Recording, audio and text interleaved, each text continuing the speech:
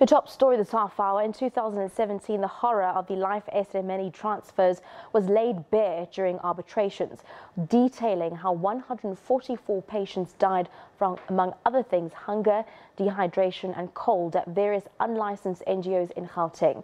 Others buried as paupers, while many remained unaccounted for.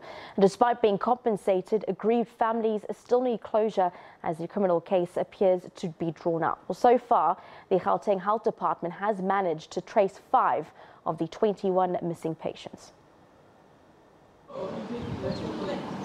Stripped of dignity and robbed of their constitutional rights, the horror of the Life Esidimeni transfers, one that will haunt the country for decades. Line to be shut down. At the time of the arbitrations, Georgie van der Merwe's family had been trying to locate him. They watched the developments closely, We were really worried, but and they didn't know if they were looking for their uncle or his body. the first time when we saw him, he was like dirty, smelling. You could see he wasn't nutritioned or anything. Yeah, we could see that he wasn't living a very happy life there. Van der Merwe was transferred to a Pretoria NGO, but it's how he was treated that bothers the family. I can actually show you how he got bitten. He was in hospital. They used to abuse him. Yeah. And he was always drugged up. Didn't know who was who.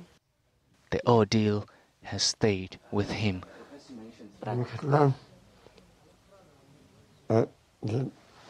He says that they hit him on his back.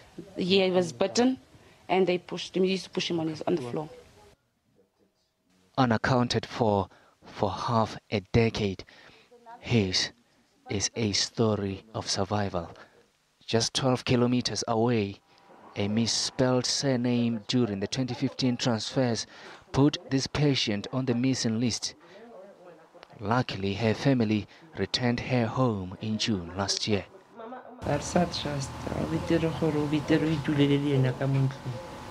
We no longer trust any NGO.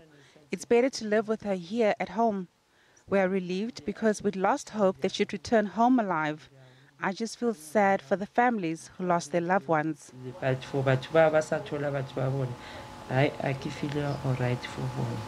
5 patients have been found, and the search is now on for 16 others. We haven't been able to trace them because on the list, they either had only a name, no surname, no ID, or a surname, no ID, no name, or a different name being given. The department says all illegal NGOs have been shut down. But the question remains, could those unaccounted for still be alive? I really hope, my hope is very Meanwhile, positive. those implicated have not been held accountable for the tragedy. And there's still no closure for the families 3 years on. SABC News, Soweto.